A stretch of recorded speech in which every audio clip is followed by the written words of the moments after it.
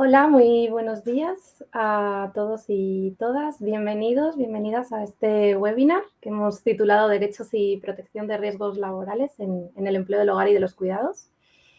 Bueno, primero de todo, muchísimas gracias a todos y todas las asistentes que estáis, hoy conectados y conectadas con nosotras, que hemos tenido muy buena acogida en este espacio y bueno, creemos que va a ser un espacio muy útil para todos y para todas.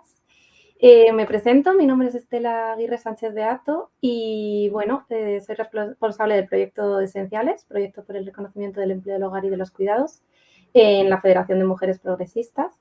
Y, bueno, junto a mis compañeras Elvira Mateos y Ana María González, pues, bueno, nosotras formamos parte de este equipo de trabajo que está a cargo de este programa. Entonces, bueno, tengo aquí a mis compañeras, a Elvira y Ana, que, bueno, ahora se presentarán y ahora también formarán parte de las distintas intervenciones de este espacio de trabajo. Bueno, para quien no nos conozca, ¿no?, a la Federación de Mujeres Progresistas somos una entidad del tercer sector que llevamos pues más de 35 años luchando por la igualdad entre mujeres y hombres y, bueno, trabajamos en distintos ámbitos relacionados con el empleo, con el acceso a la salud, la coeducación y también con la prevención de las violencias contra las mujeres. Nosotras formamos parte de este proyecto Esenciales, que está financiado por la Dirección General de Atención Humanitaria e Inclusión Social de la Inmigración. Y llevamos pues ya más de 5 años trabajando en este proyecto de reconocimiento del sector de los cuidados, exactamente el empleo del hogar y de los cuidados. Y, bueno, el programa nació de una investigación que realizamos en el año 2020 llamada Mujer Inmigrante y Empleo de Hogar, situación actual, retos y propuestas, en la que, bueno, tratamos de aproximarnos a conocer la realidad del empleo del hogar y de los cuidados en España, pero, bueno, desde una mirada integral, tratando de ver qué factores que afectan al empleo del hogar inciden en la vida de las mujeres, en este caso trabajadoras de hogar y de los cuidados. Entonces, a partir de aquí, hemos desarrollado durante estos 5 años un proyecto de sensibilización que lo que trata de hacer es analizar la situación del empleo del hogar tratando de darle una mirada integral, incidiendo en los aspectos de salud de las mujeres, de los episodios de violencias o discriminaciones que han podido o están pudiendo vivir. Y también tratamos de hacer un acercamiento de toda esta normativa, de todo este entramado legal, bueno, pues tanto a las trabajadoras como a la sociedad y también a profesionales del tercer sector y a distintos agentes que intervenís o que estáis interviniendo en el empleo del hogar y de los cuidados. Entonces, bueno, es un poco el marco en el que vamos a estructurar este webinar, tratando de dar acceso a información sobre cuáles son todos estos derechos, ¿no?, que tienen las trabajadoras de hogar y cuidados. Entonces, bueno, este proyecto lo que trata es de sensibilizar sobre las condiciones de trabajo y las necesidades que tienen las mujeres inmigrantes empleadas de hogar y cuidados. Y, por otro lado, promover el conocimiento entre los distintos y distintas profesionales y fomentar pues la toma de conciencia y la prevención de las discriminaciones y los abusos en el sector.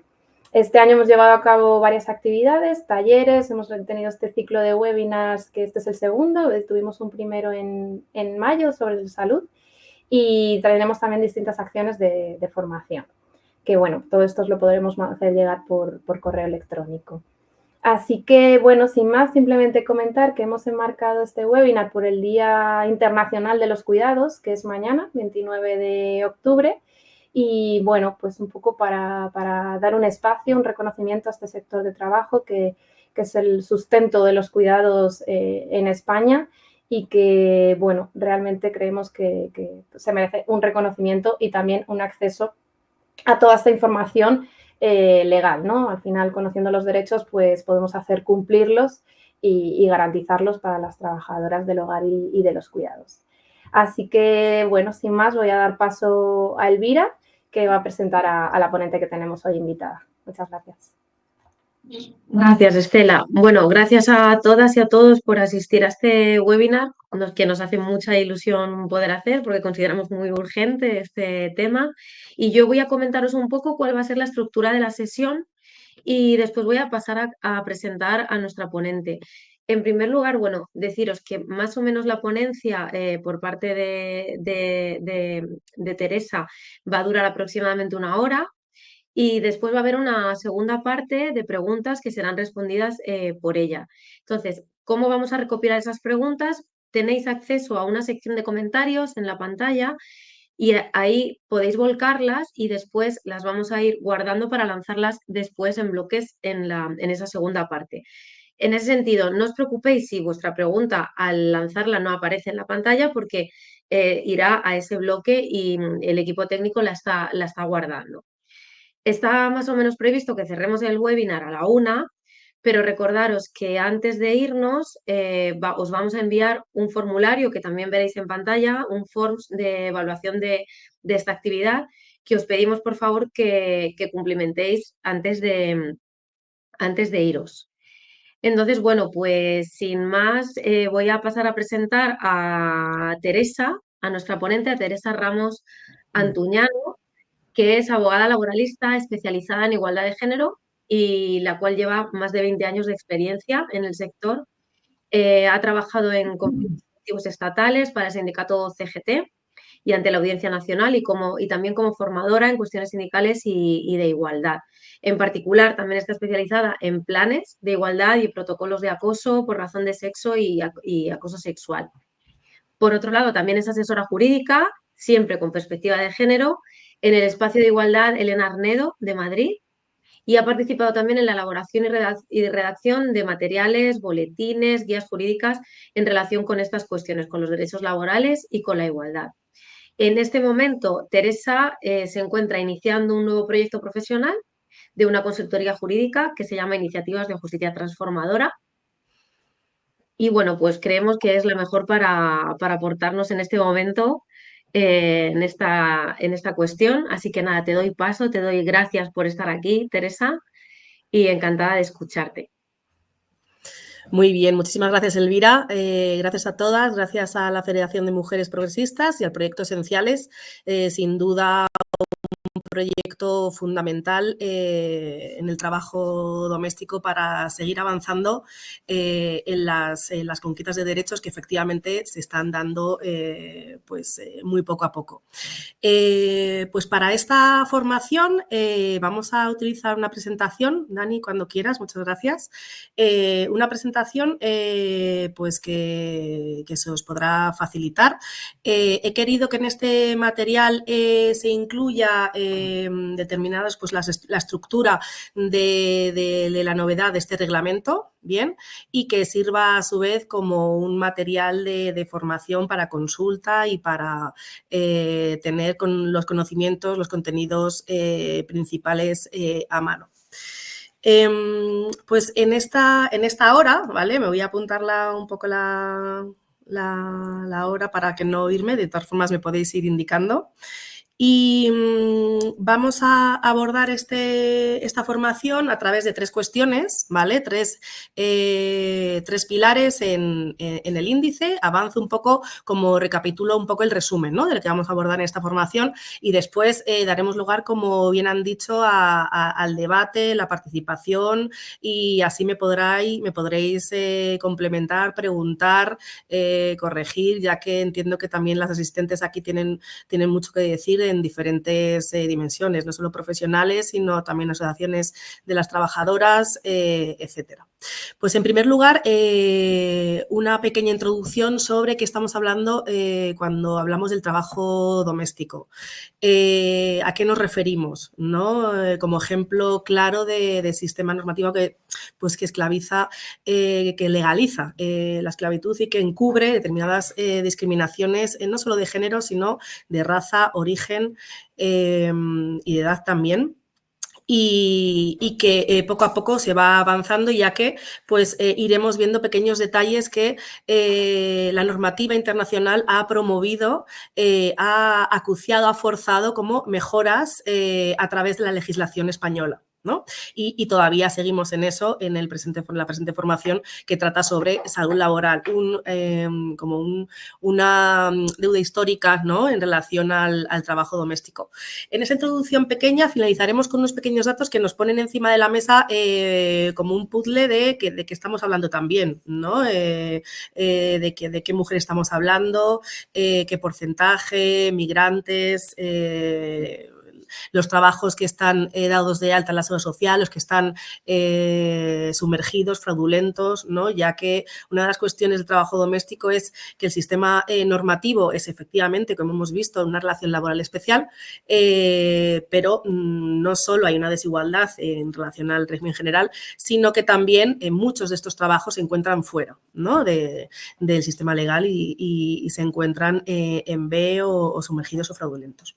En el segundo apartado de esta formación veremos el sistema normativo de salud laboral. Pues una tiene el perfil de abogada, ¿no?, siempre con perspectiva jurídica, pero es necesario recordar pues no solo la normativa laboral del trabajo doméstico, sino con lo que nos encontramos en la presente formación, cuáles son las principales normativas, las principales leyes a nivel estatal de la salud laboral, para el régimen general, para todas las actividades, bien, que ahí hablaremos, citaremos la Ley de Prevención de Riesgos Laborales y el Reglamento de Servicios de Prevención, por un lado, que el trabajo doméstico ha estado excluido históricamente, y por otro lado veremos la evolución dentro de la normativa del trabajo doméstico, la evolución de qué medidas de salud laboral han tenido al alcance de la mano las trabajadoras domésticas. Continuaremos en el tercer y último pilar de esta formación, ya viendo directamente el reglamento 893/2024 de 10 de septiembre, por el que se regula la protección de la seguridad y la salud en el ámbito del servicio del hogar familiar. Efectivamente, está publicado el 11 de septiembre de 2024, es decir, es súper reciente, no llega ni a 2 meses, bien. Así que veremos el contenido principal, ¿no?, las características principales.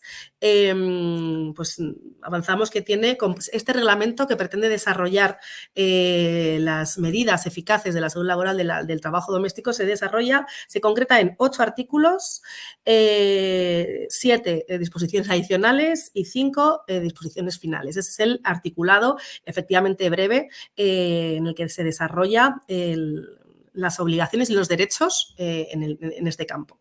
También veremos a quién se le aplica y cuándo entra en vigor, ¿no? Que ya pues no hacemos spoilers, sino si decimos que la entrada en vigor, bueno, como decía, este reglamento se publica el 11 de septiembre de 2024, sin embargo, la entrada en vigor, es decir, las obligaciones que se recoge en este Real Decreto, en este reglamento, se posponen se prorrogan en el tiempo, ¿no? Quedan condicionados los efectos de este reglamento a que las administraciones públicas dicten determinados instrumentos que veremos en esta formación y que se supone que van a dar cumplimiento con los derechos y las obligaciones que veremos a continuación.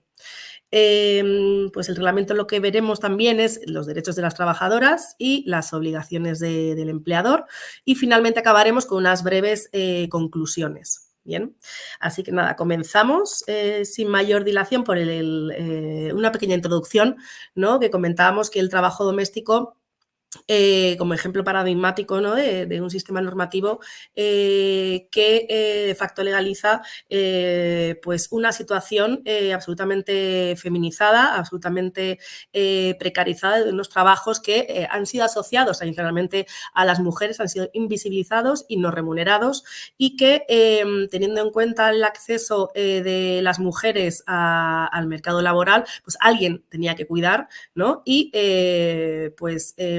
teniendo en cuenta que España es un sistema de políticas públicas familiarista, es decir, que no hay pues tradicionalmente grandes inversiones a políticas públicas como pudiera ser en otros países, ¿no? Recae mucho en la familia, recae mucho en las mujeres y ante en la entrada del mercado de trabajo necesitamos a trabajadoras que cuiden, limpien y sostengan ese sistema productivo, ¿no? De primeras, este sector, vamos a avanzar ya, es un sector que no hay un reconocimiento de una patronal, bien, aunque se han hecho por parte de las organizaciones y sindicatos, organizaciones de trabajadoras y sindicatos, se ha reclamado la constitución de esa patronal y porque no hay una patronal configurada y por tanto no hay tampoco un reconocimiento a las asociaciones de trabajadores domésticas, ¿no? Y no hay por tanto un convenio colectivo como existe en otras actividades que mejore las condiciones del Estatuto de los Trabajadores. Bien, y se configura en una relación laboral de carácter especial. Y la exposición de motivos del Real Decreto 1620/2011, que es el que regula el trabajo doméstico, establece que se caracteriza por ser una relación especial por 2 razones. Uno, el ámbito donde se presta la actividad, que es el hogar familiar, vinculado y protegido, como no puede ser de otra manera, con la intimidad personal y familiar y ajeno y extraño a los principios de la economía del mercado, ¿no? Y en segundo lugar, se caracteriza por ser una relación laboral especial siempre, según dice la exposición de motivos, por el vínculo personal basado en especial relación de confianza, ¿no? Que no tiene que existir forzosamente en el resto de relaciones de trabajo. En la exposición de motivos también se habla siempre de que el empleador no es como una figura del empresario, ya que no tiene ese rédito, ese objetivo de beneficio económico. Y con esta exposición, ¿no? Pues se ha caracterizado que pues, una relación bastante desigual, ya que priorizaba siempre los derechos y estos valores que se exponen en la exposición de motivo en detrimento pues, del sector de mujeres que trabajan en el trabajo doméstico, que efectivamente son pues que provienen de otros lugares, son principalmente mujeres migrantes, también españolas, y se supone que se constituye en una relación absolutamente desigual, en el que la tensión de esos derechos, de esas dos situaciones, pues la balanza declina mayoritariamente en perjuicio de las trabajadoras domésticas.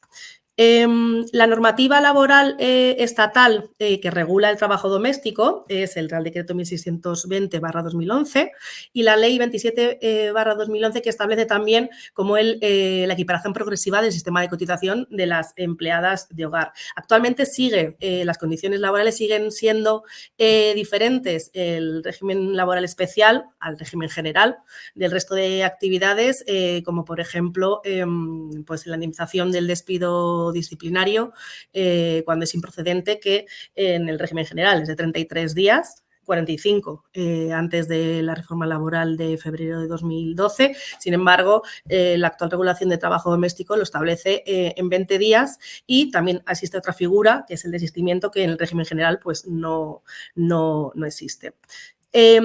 Simplemente comentar así brevemente que los avances que se han producido en la normativa laboral respecto a las trabajadoras domésticas, el trabajo doméstico, como por ejemplo la prestación por desempleo, se debe pues, a la sentencia del TJUE, del Tribunal de Justicia de la Unión Europea, del 24 de febrero de 2022, así como el resto de cuestiones de avances de equiparación al régimen general, en la seguridad social, etcétera, pues también por las diferentes directivas europeas y así como también el convenio número 189 de la OIT, que recientemente pues, fue ratificado en España el 28 de febrero de 2023.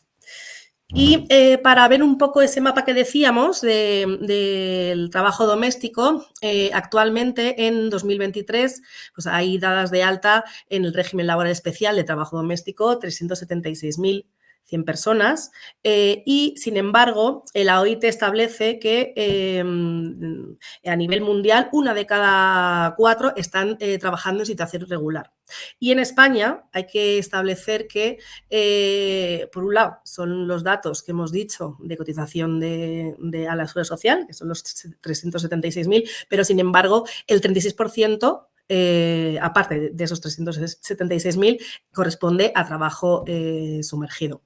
No hay que minusvalorar las ganancias, la riqueza que se mueve en este trabajo doméstico, teniendo en cuenta, como hemos dicho al principio, que España con Italia y Portugal son de los países que tienen tasas mayores de trabajo doméstico, teniendo en cuenta el menor gasto, ¿no?, que se establece en las políticas públicas de cuidado y se mueven, pues el gasto de las familias en 2023, poníamos este dato de 5.077 millones en 2023.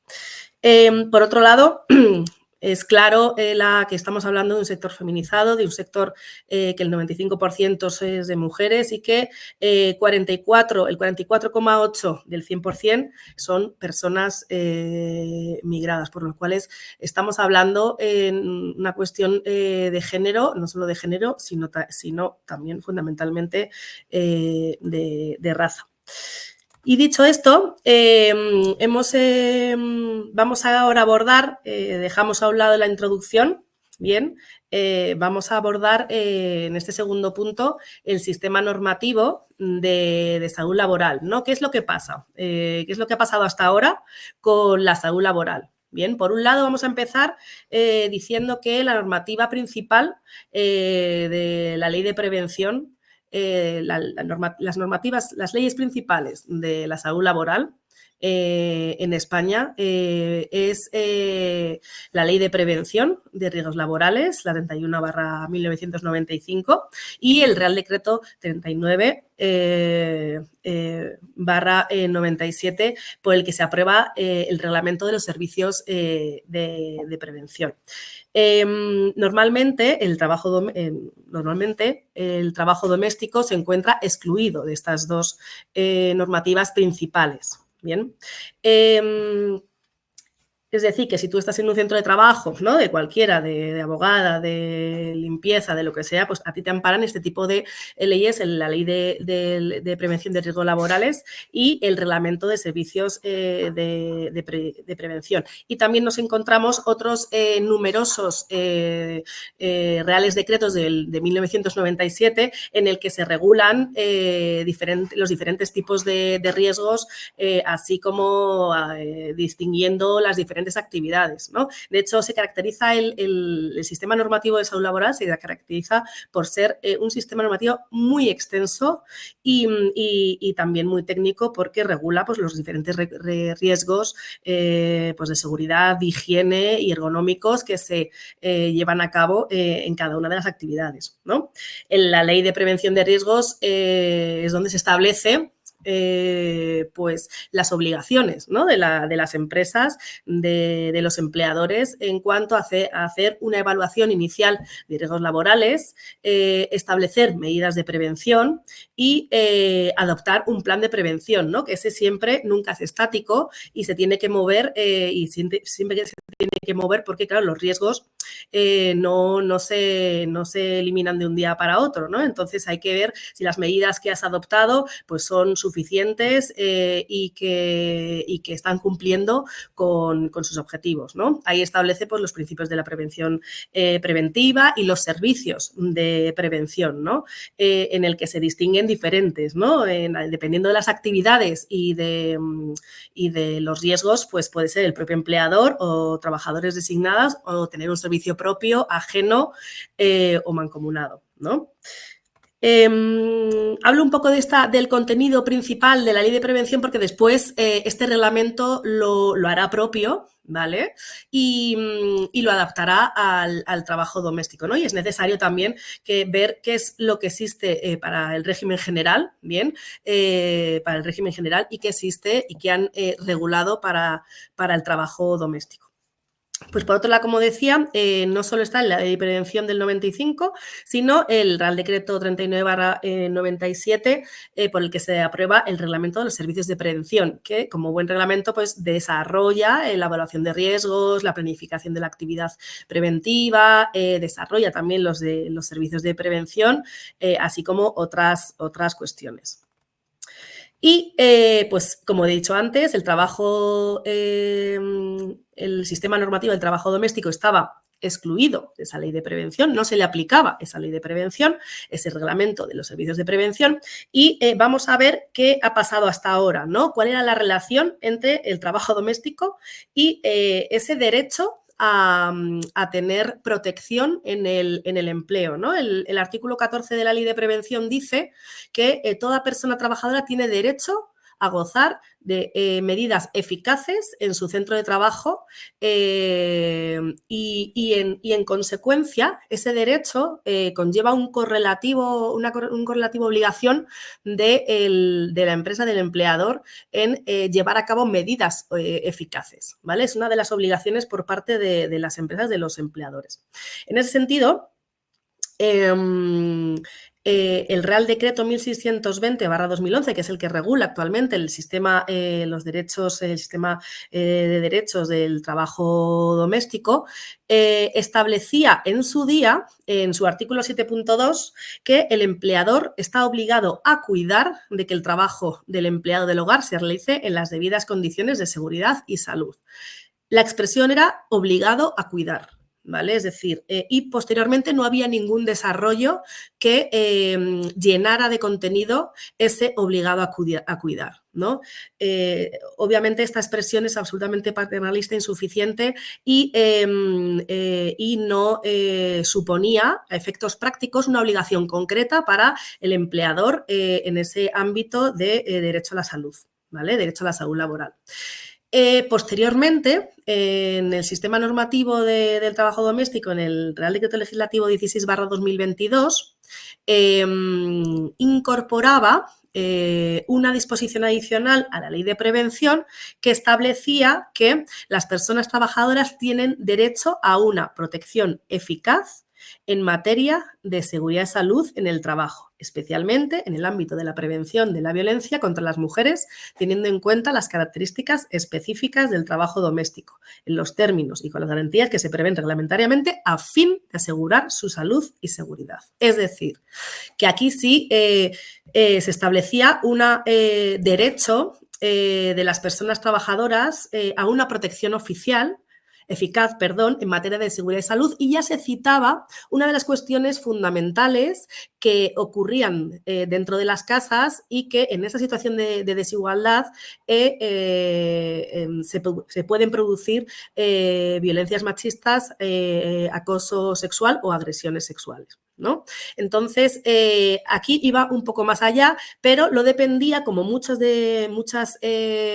procesos, reformas legislativas que posteriormente se desarrollara a través de un reglamento. Bueno, pues ese reglamento es el que nos encontramos nosotros ahora, el Real Decreto 893/2024. Por fin ha llegado 2 años después, sin embargo, pues vamos a tener que esperar que volver dentro de mínimo 6 meses y mucho más allá para saber si realmente es eficaz para llevar a cabo ese derecho de protección de la salud laboral de las trabajadoras domésticas. Y dicho esto, pues vamos a ver directamente lo que es el reglamento, este reglamento 893/2024 de 10 de septiembre y publicado el 11 de septiembre de 2024. Es un reglamento que supone el desarrollo de los derechos contemplados en la disposición adicional 18, bien, que como hemos comentado ahora, que se introduce como disposición adicional, tiene como objetivo, según la exposición de motivos, otorgar la seguridad jurídica necesaria para la efectividad del derecho a la seguridad social, a la seguridad y salud de las personas trabajadoras del hogar familiar.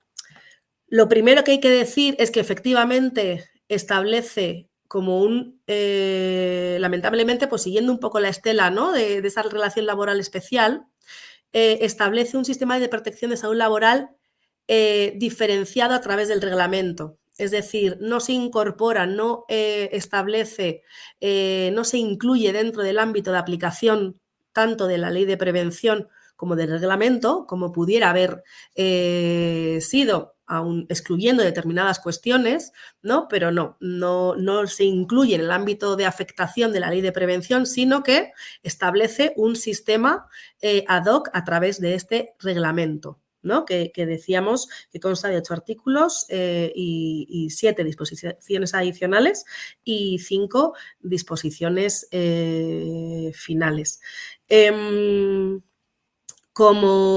Según la exposición de motivos de este reglamento, pues la exposición de motivos ya sabéis que es como la introducción de toda norma jurídica antes del articulado, del artículo 1, ¿no?, y siguientes, pues es como la filosofía, la finalidad, ¿no? Es muy interesante leerla también para después contrastar qué es lo que se entiende como filosofía esa norma y después el articulado, el contenido real, las obligaciones que genera, si se corresponde, ¿no?, si hay una relación de causalidad. Pues según la exposición de motivos del reglamento, este ansiado reglamento hace cumplir, entre otros, el convenio número 189 de la OIT, el famoso convenio número 189 de la OIT sobre condiciones relativas al trabajo decente, del trabajo doméstico, ¿no? Establece que da un paso decisivo que sitúa a nuestro país en la vanguardia normativa en materia de prevención de riesgos laborales de las empleadas del hogar. También la exposición de motivos se habla también de una amplia participación de los sectores implicados a través de los trámites de consulta y audiencia e información públicas. Han sido consultadas las organizaciones sindicales y empresariales más representativas. Sin embargo, aquí las asociaciones empresariales más representativas legítimas de este sector, teniendo en cuenta que nadie asume esa patronal de los empleadores del trabajo doméstico, pues no se ha podido consultar, ¿no? A pesar de que así se recoja. Y pues para determinar si este reglamento respeta o no, si es realmente garantista con los derechos de las trabajadoras, si se respeta o no el convenio de la OIT, pues vamos a tener que esperar a lo que comentaba, a que se dicten los diferentes instrumentos que se recogen en el citado reglamento. Pues continuamos con el reglamento y en primer lugar vamos a ver aquí cuál es el ámbito de actuación, ¿no? A quién se aplica. Y en el artículo 1, que establece el ámbito de actuación, se señala que el ámbito de aplicación es la relación laboral de carácter especial del servicio del hogar familiar. Sin embargo, a pesar de que solo en el artículo 1, que es donde establece el ámbito de aplicación, sin embargo, posteriormente sí que se introduce, se aplica también a través de una disposición adicional o final, si no recuerdo mal, el servicio de atención al domicilio, más conocido como SAD, ¿no? Ya sabéis que es un sector de cuidado de personas mayores y también de pequeños, en donde las empresas, se lleva a cabo a través de empresas con conciertos privados y públicos y que se desarrolla en las casas, ¿no? En la intimidad del hogar, ¿no? Este servicio, por un lado, se les aplica la Ley de Prevención y el Reglamento de Servicios de Prevención, por un lado, bien, sin embargo, se ha introducido en este reglamento y para que responsabilizar a las empresas para que lleven a cabo evaluación de riesgos laborales con la debida visita presencial acreditada y efectuada a todos los domicilios donde se presten servicios. Asimismo, se deberá planificar y adoptar las medidas preventivas correspondientes. Esto hace referencia a algo que no he explicado y es que anteriormente, antes de este reglamento, una de las cuestiones que suponía un hándicap, un obstáculo, era que al no estar incluido el trabajo doméstico en la Ley de Prevención y los Servicios de Reglamento y al considerarse una relación laboral especial, debido a que se incardinaba la actividad en las casas, en la intimidad, etcétera, era que a efectos de controlar y supervisar este tipo de problemas, porque pues, cualquier denuncia que pudieran efectuar ante la Inspección de Trabajo y Seguridad Social por parte de las trabajadoras domésticas, había el hándicap de que un inspector o inspectora no podía acceder, entrar al centro de trabajo, en este caso un domicilio, al contrario que en el resto de actividades que el inspector o inspectora saca el carné y puede entrar en cualquier fábrica, empresa, bar, etcétera, por tener protegida esa casa como el derecho de inviolabilidad, el derecho de intimidad, etcétera, ¿no? Este obstáculo en muchos casos también pudiera ser salvado pues, con una comunicación de otra manera o incluso personándose el empleador o empleadora en las oficinas de la Inspección de Trabajo y llevando a cabo la comunicación y exigencia del cumplimiento de salud laboral de otra manera, ¿no? Pero sí que es verdad que se tenía ese hándicap. Aparte de la Inspección de Trabajo y Seguridad Social, que efectivamente pues tiene muy pocos recursos materiales y humanos, teniendo en cuenta las constantes y numerosísimas incumplimientos en la normativa laboral de Seguridad Social y de prevención que existe en este sistema de relaciones laborales que tenemos, tanto de régimen general como de régimen especial. Bien, entonces, dicho esto, teniendo en cuenta este pasado como los obstáculos para acceder y para dar por cumplimiento el sistema normativo, las quejas en el ámbito de trabajo doméstico, pues nos encontramos con que este reglamento, primero, se incluye para solo el trabajo doméstico y se incluye el servicio de atención al domicilio para que sea el responsable empresarial o a quien delegue para llevar a cabo esa evaluación de riesgos con la debida presencia acreditada y efectuada en todos los domicilios. En el caso del trabajo doméstico, el empleador o empleadora, como veremos a continuación, será el responsable de llevar a cabo esa evaluación de riesgos, ¿vale? Esa evaluación de riesgos que es uno de los instrumentos que el reglamento establece que lo tendrá que dictar el Instituto Nacional de Seguridad y Salud del Trabajo en el plazo de 10 meses a partir de la publicación del reglamento. Pero vayamos por partes y eso lo veremos más adelante.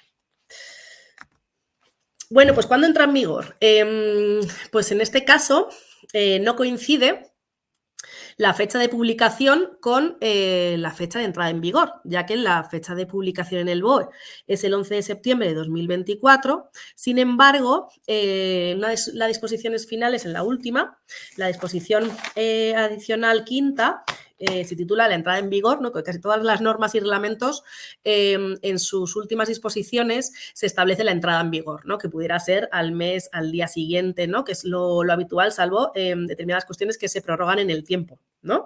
En este caso, la entrada en vigor, y ya avanzamos un poco los diferentes instrumentos que reconoce el reglamento, pero solo a efectos de ver la entrada en vigor. Y tranquilidad que al final de la presentación tendremos una diapositiva mucho más clara y todo se hará más claro cuando sepamos y expliquemos los diferentes instrumentos, ¿no? Pero para saber un poco que eso es un elemento fundamental cuando entra en vigor, cuando las obligaciones que establece este reglamento tan esperadas entran en vigor, ¿no? La evaluación de riesgos y medidas preventivas, pues como mínimo entrará en vigor el 11 de enero de 2026, es decir, será una obligación por parte del empresario, ¿vale? Del empleador, perdón. La formación, el derecho de formación que se establece, pues será en un año, el 11 de septiembre de 2025, como mínimo también, ya explicaremos por qué digo como mínimo. El reconocimiento médico, que será de parte del Sistema Nacional de Salud, será el 11 de marzo de 2025, ¿vale? Que este es el instrumento que más cerca en el tiempo nos encontramos, dentro de 6 meses, ¿bien? Y la guía técnica en materia de prevención de riesgos laborales, que será el 11 de septiembre de 2025, también un año, así como el protocolo de actuación frente a las situaciones de violencia y acoso en el servicio del hogar, ¿vale? Es decir, que todos estos instrumentos que representan el tener que cumplir con los derechos de información, de formación, de información de riesgos, de información del protocolo de violencia en el trabajo, de formación, etcétera, están suspendidos en el tiempo. Suspendidos todo el tiempo como mínimo con estos periodos que acabo de mencionar. Y ahí pues nos tendremos que volver a ver primero establecer si estos instrumentos, cómo se han regulado, bien, el contenido de esos instrumentos, de si son eficaces para realmente satisfacer el cumplimiento de que las trabajadoras domésticas están protegidas en su centro de trabajo, bien, cómo es el instrumento por un lado, bien, y por otro, cómo se lleva a cabo su aplicación, ¿no? Es decir, que también hay diferentes fases una vez que se dicten estos instrumentos. Es decir, habrá que revisar y conocer el contenido de esos instrumentos, ¿bien? Y después también cómo se aplican, ¿no? Ya que son dos cuestiones diferentes. Y dicho esto, pues vamos a ver los derechos que se recogen en este reglamento, ¿no? Y aquí tenemos que estar atentas, ¿no? Para poder escudriñar también y ver cuáles son los derechos, qué alcance tienen, ¿bien? Para poder ser lo más garantistas posibles, ¿bien? También nos encontramos en un momento que este reglamento, pues al haber sido publicado hace muy poco tiempo y encima que la entrada en vigor es posterior, es decir, que no tenemos a mano en qué consiste ese instrumento de evaluación de riesgos, en qué consiste esa formación, qué alcance tiene, pues hay que tener cautela, ¿no? Y esperar, como toda norma que se acaba de publicar y encima se encuentra pendiente de desarrollo. ¿Vale? Es el desarrollo del desarrollo del reglamento, ¿no? Bueno, pues aquí vemos pues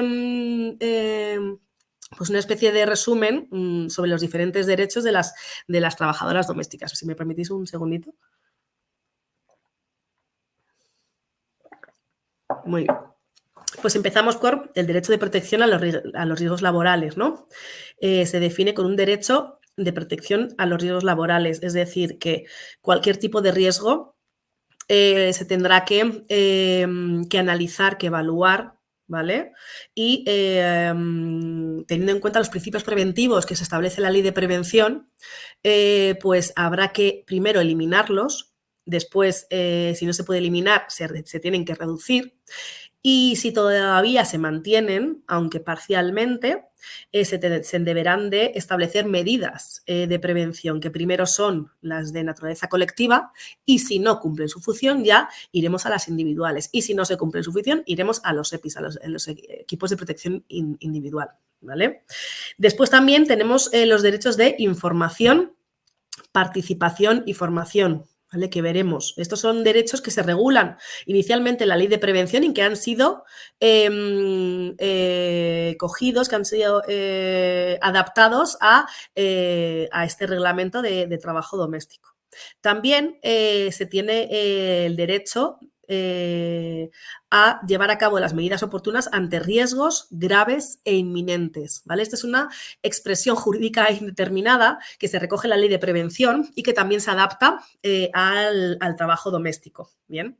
Y posteriormente también se tiene un derecho a la vigilancia de la salud, es decir, a que me hagan pruebas y vamos a ver qué tipo de pruebas. Bien, vamos a ver en un futuro cómo se desarrolla. ¿Vale? Y por último, veremos aquí no concretado específicamente las obligaciones del empleador, que lo veremos en siguientes diapositivas.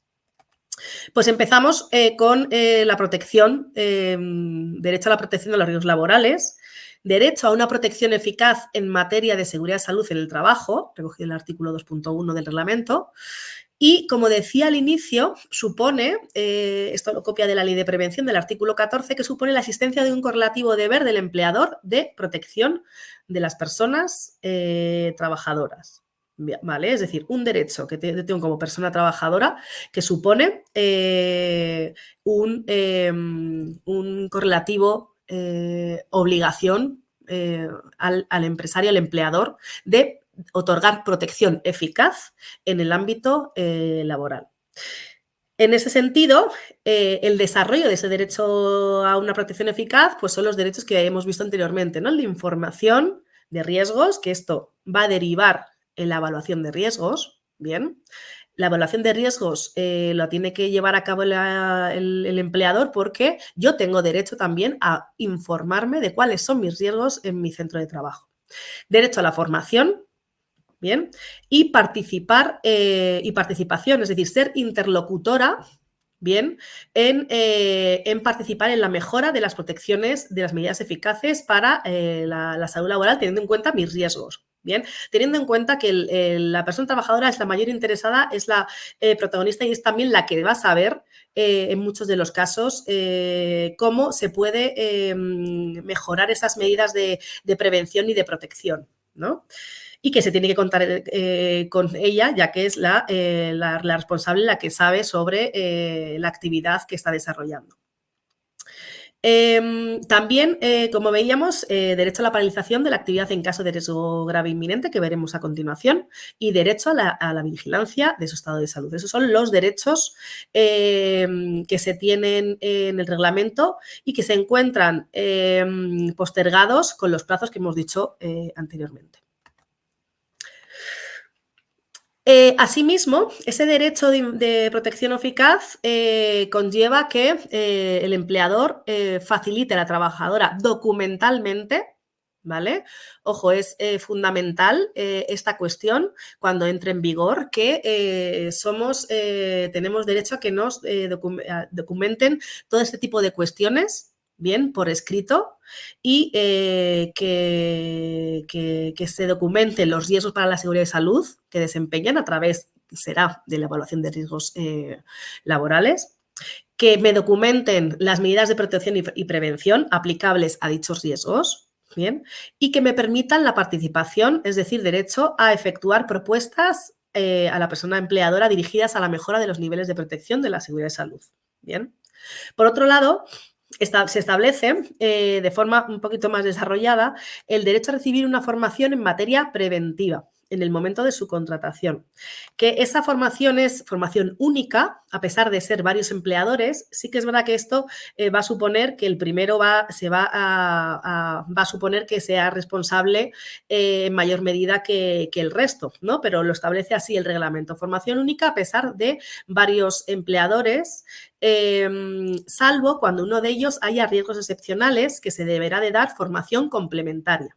¿Vale? Es decir, si hay en uno de los domicilios que hay unos riesgos excepcionales que no se han contemplado en la formación anterior, ese empleador es el responsable de dar esa formación de esos riesgos excepcionales. Bien, siempre tendrá que ser en tiempo de efectivo de trabajo o en su defecto se deberá de compensar. Bien, y esta formación se deriva. Es uno de los instrumentos y esa formación será responsable el SEPE a través de la Fundación Estatal de la Formación en el Empleo, es decir, la Fundae.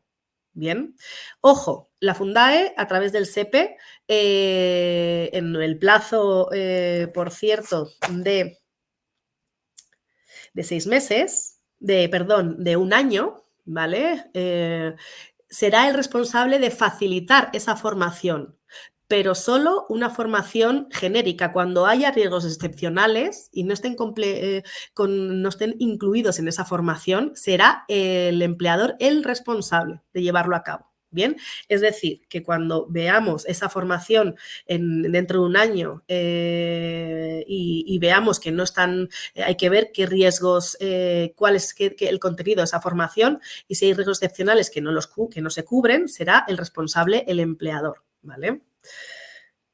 También es como también un perjuicio también en cuanto a que no cubre esta medida, este dispositivo derivado de las administraciones públicas, pues no incluye a todos los riesgos y habrá que ver qué se entiende por excepcionales y ordinarios. Bien.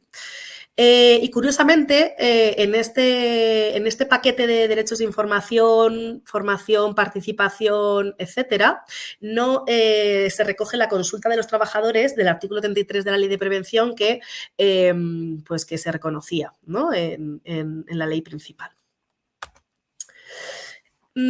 Ahora nos vamos a ver el riesgo grave e inminente, que como os decía anteriormente es una expresión jurídica no determinada y se adapta de la siguiente manera en el ámbito del presente reglamento. Y es que, por un lado, la persona empleadora estará obligada a informar lo antes posible de posibles riesgos, ¿no? De este tipo, es grave e inminente y que suponga una vulneración, que suponga un riesgo real a la protección a tu integridad física, bien, y en todo caso adoptar las medidas y dar las instrucciones necesarias, bien. Por otro lado, también se establece que derecho a la trabajadora a interrumpir sus actividades. Es decir, que si el empleador no tiene conocimiento en ese mismo momento de ese riesgo grave inminente, que pudiera ser desde un incendio, desde también, ahora veremos el tema de violencias machistas, ¿no? Se le otorga el derecho a que la trabajadora a interrumpir su actividad cuando considere que dicha actividad entraña un riesgo grave inminente para su vida o su salud, así como abandonar el domicilio si fuera necesario. Esta decisión deberá ser comunicada inmediatamente a la persona empleadora, ¿vale? Lo negrita en este apartado forma parte del contenido del reglamento. Bien, claro, este famoso riesgo grave inminente, que no solo se aplica aquí en el trabajo doméstico, sí, sino se aplica en cualquier actividad económica. Claro, las dificultades son cuando en la paleta de grises, ¿no? Cuando no es tan evidente, y ahí, pues claro, pues como todo supone pues un deber de poder acreditar que esto supone un riesgo grave inminente, ¿no? Pero bueno, estos son otros debates que tampoco nos podemos detener mucho aquí. Y lo que viene a decir el reglamento, y es que aunque el legislador no lo haga, debemos vincular este derecho, porque el derecho de riesgo grave inminente es lo que os he comentado anteriormente, ¿no? En esta diapositiva, ¿vale? Informar el empleador, a la trabajadora y adoptar medidas. Y si no, la persona trabajadora tiene un derecho a interrumpir su actividad cuando considere que dicha actividad entraña un riesgo grave inminente. Bien, hasta ahí se queda. Sin embargo, como os decía, aunque el legislador no lo haga, debemos vincular este riesgo grave inminente con la regulación que se contempla en la disposición adicional segunda del reglamento sobre prevención de la violencia y acoso en el empleo doméstico, que dice lo siguiente, y está en cursiva, ¿no? Los trabajadores tienen derecho a, no es una esta literal porque el reglamento no habla de trabajadoras, pero el mensaje es este, ¿no? Las trabajadoras tienen derecho a la protección frente a las violencias y acoso, incluida la violencia, acoso sexual y el acoso por razón de origen racial o étnico, nacionalidad, sexo, identidad y orientación sexual o expresión del género. Está bien, en ese sentido, el reglamento que ha incorporado otro tipo de discriminación. Y el abandono, y continúa el reglamento, el abandono del domicilio ante una situación de violencia o acoso sufrida por la trabajadora no podrá considerarse dimisión ni podrá ser causa de despido, sin perjuicio de la posibilidad de solicitar la extinción del contrato conforme al artículo 50 del Estatuto de los Trabajadores. Bien, es decir que paralelamente al riesgo grave inminente, el reglamento establece en su disposición adicional segunda, bien, que un derecho, teniendo en cuenta la realidad del trabajo doméstico, las circunstancias en las que se desarrolla el trabajo, en los sectores de las trabajadoras que son protagonistas de esta actividad, las diferentes riesgos que existen, que uno de ellos efectivamente son las violencias machistas, y que supone que al abandono del domicilio ante una situación de violencia o acoso sufrida por la trabajadora no podrá considerarse dimisión. Bien. Esto, pues como todo, cuanto más pruebas tengamos, mejor a efectos de facilitar este tipo de situaciones. En ese sentido, hay que también ligarlo a que esto supone un riesgo psicosocial, ¿bien?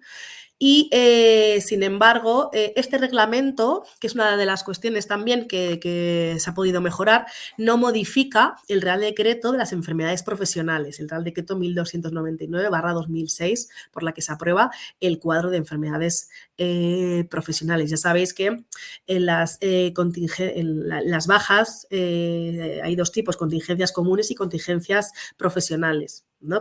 Contingencias comunes de accidentes no laborales y enfermedades comunes, ¿bien?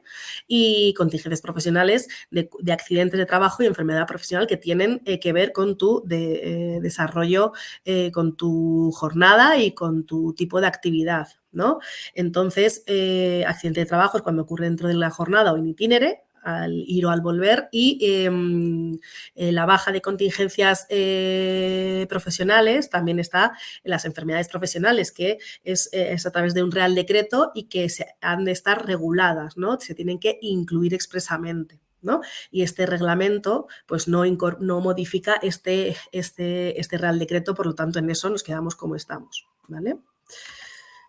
Por otro lado, tenemos el derecho a la vigilancia del estado de salud, que será responsabilidad de la persona empleadora. El reglamento dice lo siguiente: esta vigilancia podrá incluir la realización de un reconocimiento médico adecuado que tenga en cuenta todos los riesgos a los que la trabajadora queda expuesta, según se haya indicado en la evaluación de riesgos. El reconocimiento médico será el adecuado y voluntario, y la frecuencia debe ser periodicidad trienal, bien, salvo que por criterio facultativo se entienda una frecuencia inferior. Aquí simplemente de pararnos un poco en el que se podrá, como condicional, como que no es obligatorio, incluir la realización de un reconocimiento médico. Pero, ojo, este reconocimiento médico es uno de los instrumentos que se han derivado al Sistema Nacional de Salud, y es el único que no establece plazo para que el Sistema Nacional de Salud lo dicte, bien, y que el plazo que tiene de entrada en vigor, según reconoce el reglamento, es de 6 meses a partir de que se dicte. ¿Vale? Por eso ese es el plazo más inferior que tenemos de los instrumentos recogidos en el reglamento, y es el reconocimiento médico. Bien, y es el plazo más inferior, que establece 6 meses, pero ya estamos llegando tarde porque son 6 meses a partir de que se dicte estos reconocimientos médicos. Bien, a partir del 11 de septiembre, y que yo tenga conocimiento no se ha incluido. ¿Vale? Es decir, que empezará a correr ese plazo de 6 meses a partir de que se dicte el reconocimiento médico, ¿vale? Son 1:30, yo creo que hay 42, espero acabar, ¿vale? Y si no me decís, ¿vale? Que os leo por ahí. Bueno, hemos visto hasta ahora los derechos de las personas trabajadoras del trabajo doméstico que reconoce el reglamento, bien, y ahora vamos a ver el deber correlativo al empleador, es decir, las obligaciones del empleador de todos los derechos que se reconocen que se reconoce el presente reglamento, ¿vale? Y en primer lugar, pues claro, para cubrir ese derecho de información, participación, formación al empleador, como en la ley de prevención, se le responsabiliza de hacer una evaluación de riesgos y adopción de medidas preventivas, ¿vale? Esto se concreta en la herramienta gratuita de evaluación de riesgos, que es que se va a llevar a cabo por el Instituto Nacional de Seguridad y Salud del Trabajo, que es una institución que depende del Ministerio de Trabajo y que es de investigación técnica y que sirve para asesorar y para acompañar los procesos en materia de salud laboral. ¿Vale? Es el responsable de dictar en el plazo de 10 meses, desde la publicación del 11 de septiembre, tiene 10 meses para publicar esta herramienta. Bien, y que el empleador, bien, lleve a cabo esa evaluación de riesgos. Es decir, que una de las obligaciones, una de las cuestiones que podemos derivar de este reglamento es que el empleador o quien designe, bien, sea el responsable de llevar a cabo la evaluación de riesgos y adopción de medidas gracias a esa herramienta del Instituto Nacional de Seguridad y Salud del Trabajo. Bien, para dar cumplimiento a los derechos de información, de riesgos, formación, participación, etcétera, para que desarrolle y establezca ese procedimiento, ¿vale?, para el cumplimiento de estos derechos. Bien. También, por otro lado, está la guía técnica en materia de prevención de riesgos laborales en el trabajo doméstico. Bien, esta guía también la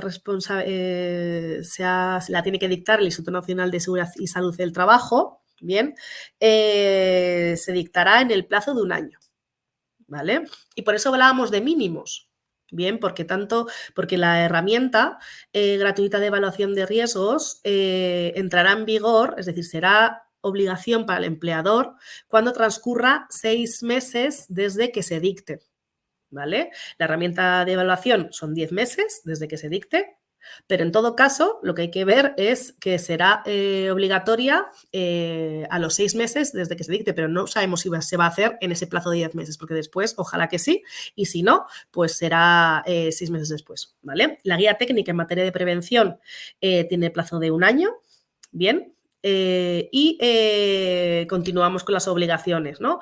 La formación en materia preventiva,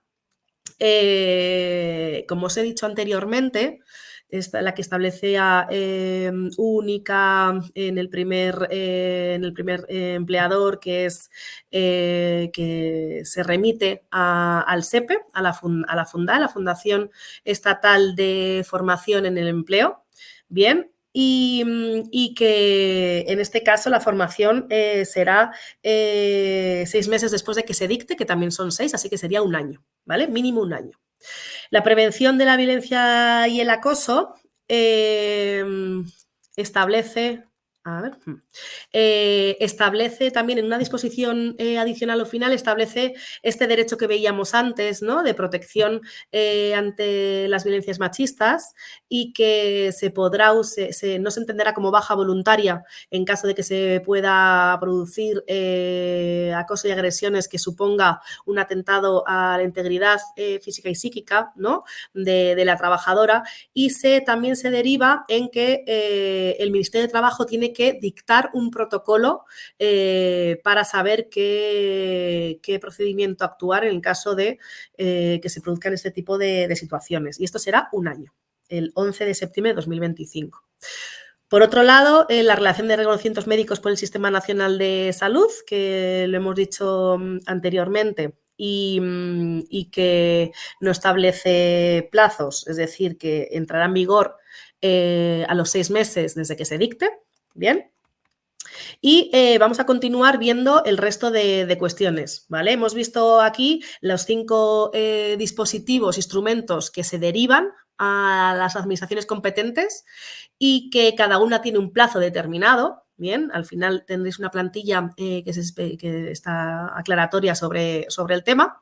Y vamos a ver a continuación el resto de obligaciones del empleador, que son las siguientes. Por un lado, organización de la actividad preventiva, que dice lo siguiente: pues la empleadora, lo que venía a decir antes, puede asumir personalmente el deber de prevención o designará una o varias personas trabajadoras para ocuparse de dicha actividad en el caso de que existan y así quiera, o concertará dicho servicio con un servicio de prevención ajeno.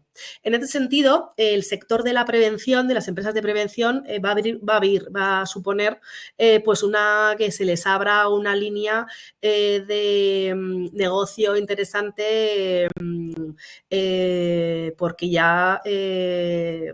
gracias a este Real Decreto, aunque postergado en el tiempo, aunque diferido, ¿no? En el tiempo, van a tener que asumir determinadas obligaciones y la van a poder externalizar. Habrá que ver si estas empresas de prevención pues lleven a cabo una verdadera sistema eficaz de la salud laboral, ¿no? En el ámbito del trabajo doméstico. Todo esto también deriva el reglamento que se tendrá en cuenta las funciones y las facultades que se encuentran en el reglamento de servicios de prevención, que establecen qué tipo de servicio de prevención tiene que existir dependiendo de la actividad y de la plantilla. Por otro lado, una de las obligaciones del empleador son los equipos de trabajo y equipos de protección equipos de protección individual. Se establece la obligación de proporcionar los equipos de trabajo y medidas necesarias para su utilización de forma segura, y cuando los riesgos no se pueden evitar o no puedan limitarse suficientemente por medios técnicos de protección colectiva o mediante medidas, la empleadora deberá proporcionar a las trabajadoras equipos de protección individual, según se determine en la evaluación de riesgos. Estos son principios que son los principios preventivos que se recogen en la ley de prevención que os comentaba al principio, ¿vale? Y también la evaluación de riesgos deberá de incluir determinar las tareas en las que deban emplearse equipos de protección individuales. Es decir, que eso también formará parte de la evaluación de riesgos que está obligada que entrará en vigor mínimo dentro de 16 meses. Por otro lado, es necesario establecer quizá voy terminando, yo creo que me voy a pasar como 5 minutos de la hora, ¿vale, chicas? Y una de las cuestiones que es así como una valoración negativa en cuanto a este reglamento es que se suprime, no es de aplicación el recargo de las prestaciones económicas derivadas de accidente de trabajo o enfermedad profesional. Es decir, en el régimen general hay si la persona trabajadora sufre un accidente por el incumplimiento de la normativa de prevención, la empresa puede verse obligada a pagar un recargo entre el 30 y el 50% de la cuantía de la prestación. El actual decreto excluye esa aplicación, ¿vale? La elimina, ¿vale? En el ámbito del servicio de hogar. Por tanto, elimina como un derecho a la reparación, que tenía como finalidad este recargo, ¿vale? Lamentablemente. Y lo que os comentaba antes del servicio de ayuda a domicilio, establece esta especificidad, es decir, las empresas del SAT se les aplica la ley de prevención, pero como claro, este tipo de trabajo se desarrolla en el ámbito del hogar, bien, son los responsables de la empresa los que tienen que personarse y debidamente certificado en cada uno de todos los domicilios en donde se desarrolla el trabajo y llevar a cabo esa evaluación de riesgos. Bien. Y por otro lado,